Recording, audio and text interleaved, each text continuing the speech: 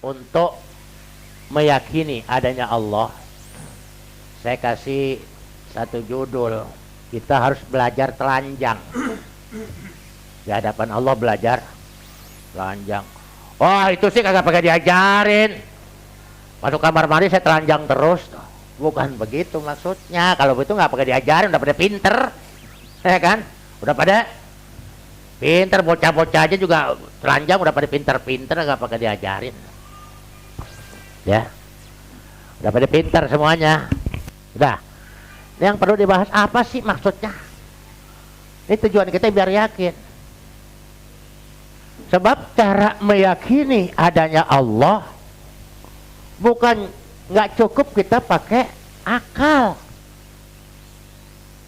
juga harus diiringi dengan perasaan.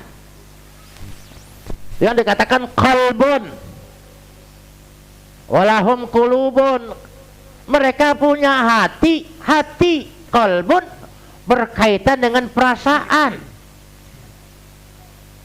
Kita merasa adanya Allah, kita merasa Allah mendampingi kita, kita merasa Allah akan menjaga kita, melindungi kita. Kita merasa bahwa setiap aktivitas kita pasti dituntun oleh Allah. Ini harus ada perasaan kita.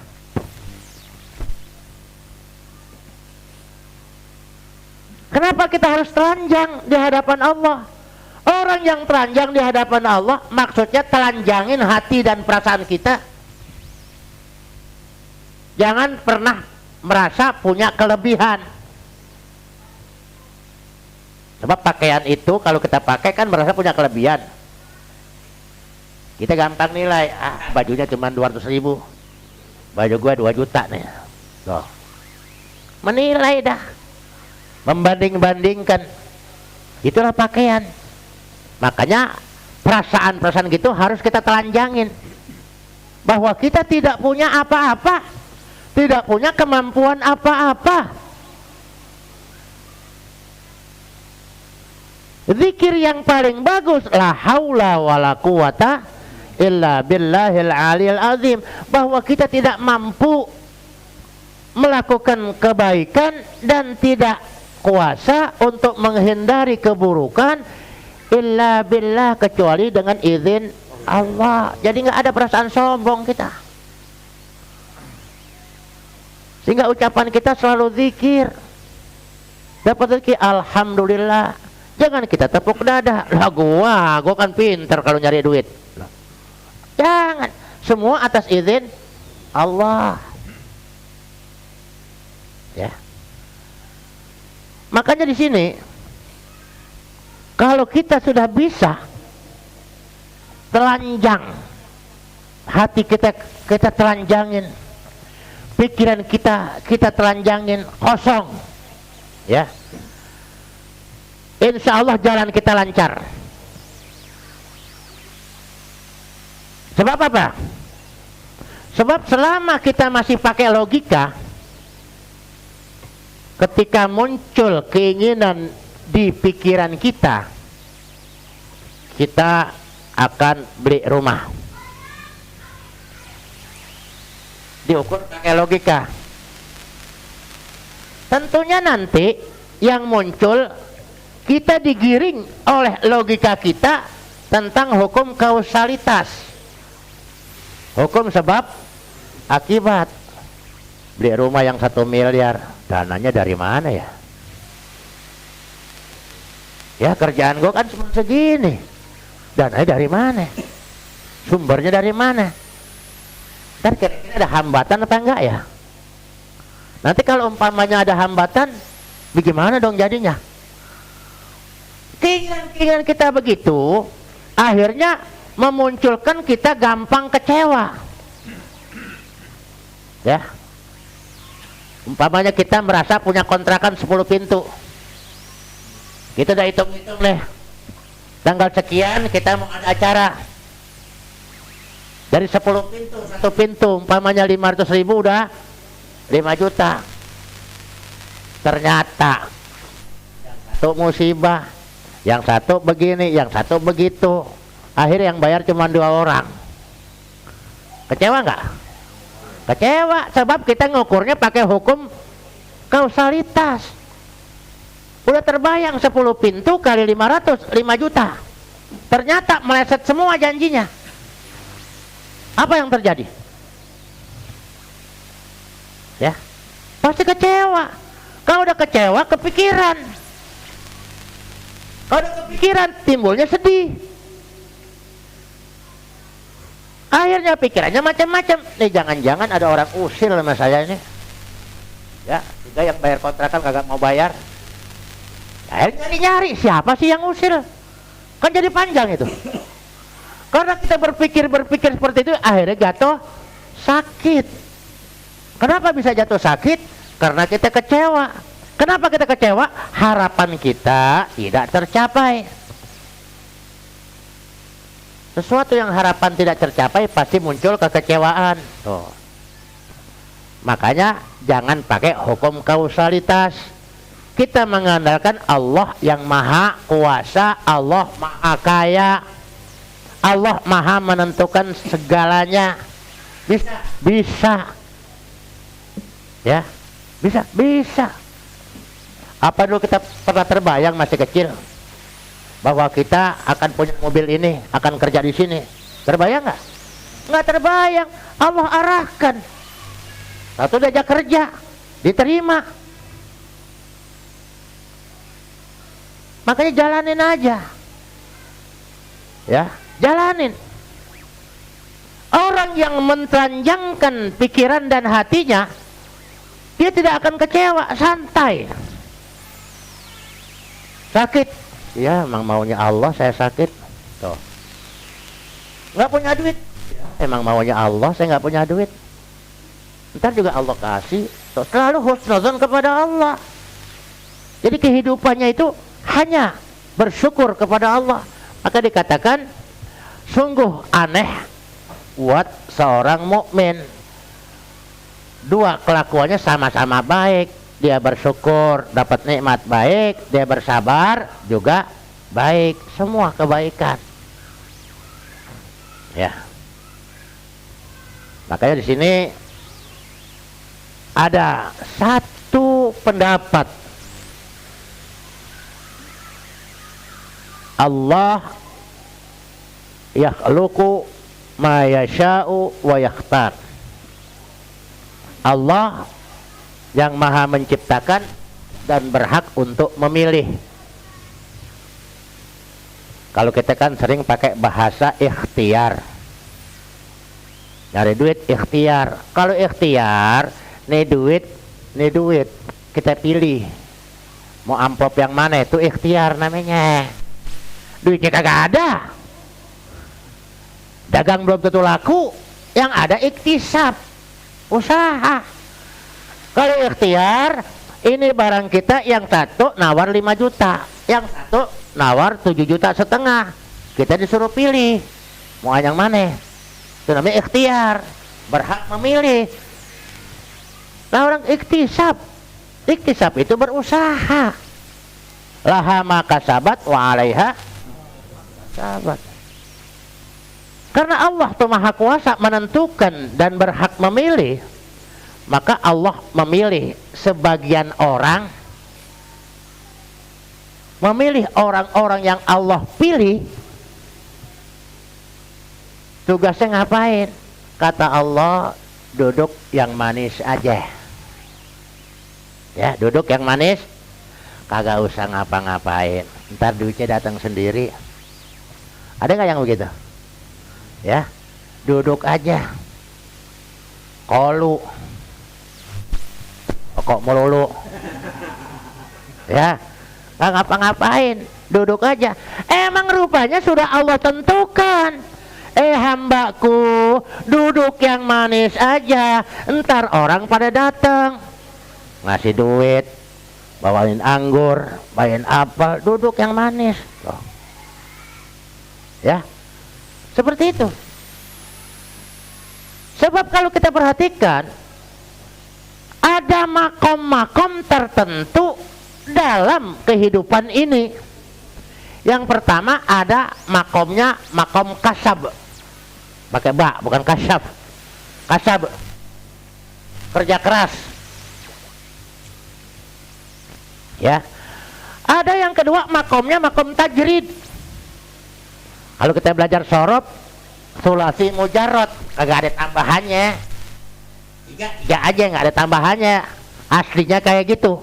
Rubai mujarrad. Dalam hal makom tajrid. Kagak ngapa-ngapain. Sholat yang fardu doang. Yang sunnah jarang-jarang. Duha, tahajud, apalagi seperdu-perdunya doang. Kadang-kadang wirid juga sebentaran.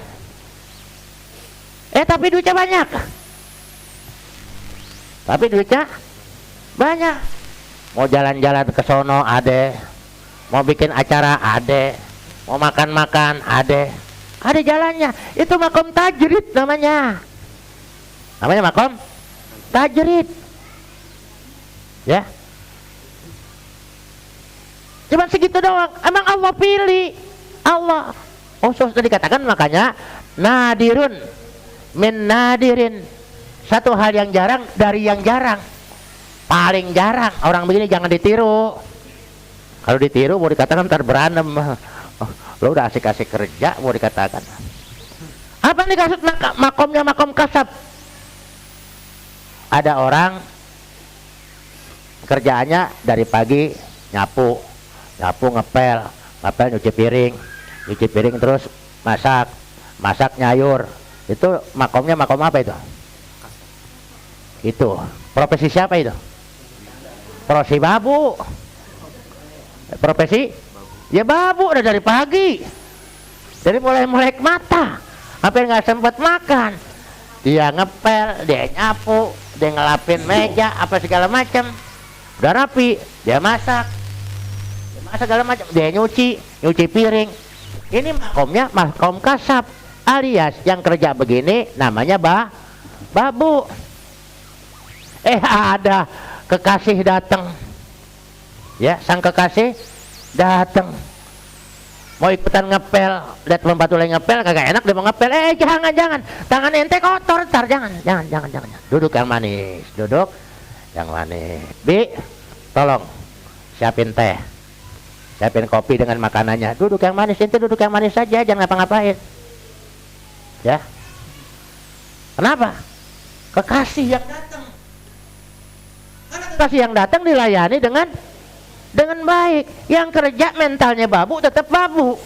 Yang atok dapat makom tajrid, kagak boleh ngapa-ngapain. Makan disiapin, ngopi disiapin, minum disiapin. Enak gak? Enak. Lah ada orang yang memang kerjaannya sehari-hari memang makomnya makom kasab, kerja melulu, agak kaya-kaya, ya kan? Buat ini kurang, buat bayaran ini kurang, segala macam serba kurang. Ya maklum yang namanya babu gajinya berapa duit? Paling 2 juta sebulan. Tapi makom kekasih beda, nggak pakai kerja, amplop disiapin, udah, loh kan begitu, ya. Nah kita pengen makomnya makom tajrid, deketin dulu Allah supaya kita dicintai sama Allah, supaya kita dipilih oleh Allah, supaya makom kita makom tajrid. Nah sekarang udah makomnya makom kasab, kerja aja, jangan ikut-ikutan. Emang makomnya makom kasab, mau di rumah aja pegang tasbih, udah berantem tuh bini, kan? Udah kagak tahan. Nah, biasa tiap bulan dapat gaji disetorin, lah ini di rumah aja pegang tasbih. Akhirnya kerja dipecat, duit kagak punya, sama bini bisa cerai. Kenapa? Mau ikut-ikutan. Emang dasarnya makomnya makom kasab, mau ikutan makomnya makom tajrid, lah kagak bisa. Yang makom tajrid ikut-ikutan juga mau berubah, karena bini yang ngomel melulu, ya kan? Nggak ada syukurnya. Dia bilang, Pak, coba cari sampingan, ya kan? Kali dapatnya gedean, kan begitu. Ditinggalin nih. Orang Allah udah bilang duduklah yang manis, dia keluar. Akhirnya makom tajridnya berubah karena dia mau makom kasab. Ya, di sono kagak dapat, kemari kagak dapat, pulang bini manyun, ribut lagi. Emang udah ditentuin begitu, ada yang makomnya makom kasat, mentalnya mental babu, maunya mau jadi bawahan melulu, agak pengen. Ini memang kita ucapan kita, jangan sewenang-wenang. Kita suka bilang, ya maklum saya orang awam. Lah kapan mau jadi orang khususnya? Kalau kita mau jadi orang awam terus, ya. Nah orang-orang yang memang makom tajrid, dia zikir sebagai tanda syukur dia kepada Allah karena memang disuruh zikir, ya zikir. Duitnya bukan dari hasil zikir, emang udah tajrid, ya, udah tajrid. Heran tuh sembayangnya boleh dikatakan duha jarang, tahajud apa lagi, ya. Habis dia sholat dia molor, tidur lagi, bangun makan, kok duitnya ada aja ya. Ya makomnya makom tajrid, bersyukur kepada Allah. Yang makom kasab juga bersyukur kepada Allah, masih ada jalan, sebab dunia ini darul amal, tempat kerja. Yang satu makom tajrid, memang ditentukan oleh Allah seperti itu, maka dikatakan nadirun min nadirin, jarang banget, ya jarang banget. Makanya jangan ikut-ikutan, oh enak tuh di rumah aja segala macam semua serba ada. Iya, ngajinya lama, ya ngajinya lama. Kita mau instan mana bisa begitu, ya kan, mau instan begitu. Udah bersyukur aja. Yang kasab bersyukur, yang tajrid kalau semua tajrid kan repot, kagak ada yang kerja, kagak ada yang ngojek, nah di rumah doang lah. Ini ekonomi bisa hancur, kagak ada yang dagang, di rumah doang, ya. Maka seperti Mbak Mangri, orang Jakarta silakan ente kerja, nyari duit yang rajin, ntar kalau udah gajian datang kemari. Begitu temennya ajak, yuk ke Mbah Mangri yuk. Belum gajian, tuh kita yang kerja dia tinggal nunggu hasilnya. Makomnya beda, makom tajrid. Jadi kalau dia zikir ya kafiyah mughniyah fatah ya rozak sebagai ungkapan rasa syukur kepada Allah bahwa dia disuruh menyebut-nyebut nama Allah, ya. Itu makom, jangan dirubah-rubah, silakan. Makam kasab yang udah ada, ya udah jangan pakai pindah makom, ya, jangan pakai pindah makom, ya. Beda kelas, ya, bisa berantem ya bini. Terus terang aja deh, ya, itu panci bisa terbalik mulu, gomprang gambreng. Kenapa? Nah, kagak ada beras yang dimasak. Lah bini lakinya tidur melulu, mau ngikutin, ya, mentang-mentang gurunya begitu diikutin. Kalau jangan, makomnya beda, ya, makomnya beda. Ya, gua nggak pakai beli, ada yang bawain, tuh kan begitu. Udah enak-enak begitu dibisikin oleh bininya. Ya, jangan gantiin duit dari orang mulu. Itu kan orang ngasih duit karena Allah yang gerakin. Kalau Allah kagak gerakin, kagak bakal dia ngasih. Allah yang gerakin. Hambaku, anterin duitnya ke sono. Tuh. Ya, makanya nggak salah kalau Imam Ali mengatakan ar-rizqu rizqoni, rizqun tatlubuhu wa rizqun tatlubuka. Rezeki ada dua macam, ada rezeki yang kamu nyari, ada rezeki yang nyari kamu.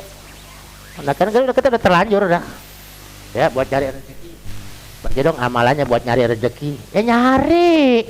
Jadi yang dapatnya cuma nyari mulu, kalau kagak dicari kagak dapat tuh. Kalau yang satu minta yang lain, bagi dong amalan supaya rezekinya datang, kan beda, ya kan, beda kelas, ya beda kelas. Makanya bersyukur aja kepada Allah lah, ya.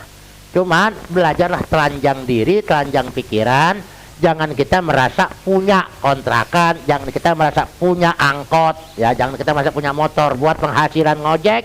Jangan, serahkan semua kepada Allah. Itu hanya kasbun, itu hanya merupakan satu usaha. Adapun Sang Maha Pemberi rezeki adalah Allah Subhanahu wa Ta'ala. Allahu latifun bi ibadihi yarzuqu may yasha wa huwal qawiyyul aziz. Tuh. Allah yang maha lembut dengan keadaan hambanya. Yarzuqu may yasha, Allah akan memberikan rezeki buat orang yang ia kehendaki. Kalau kita minta didatangkan rezeki kita yang datang, biar kita tidur, orang datang bawa rezeki, itu ditungguin kita. Orangnya mana tidur? Udah titipin aja, enggak, saya mesti ketemu orangnya. Itu kan begitu. Ya. Makanya jangan rubah-rubah makom dah.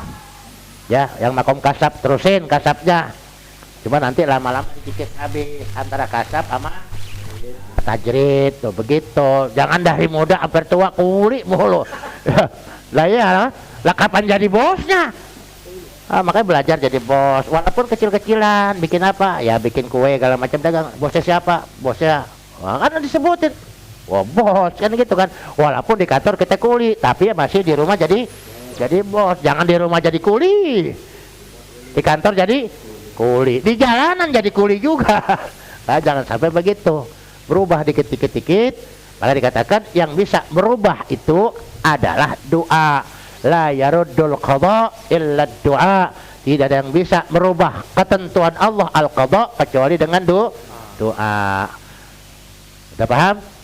Ya, silakan kalau mau ditanya, silakan ditanya dulu.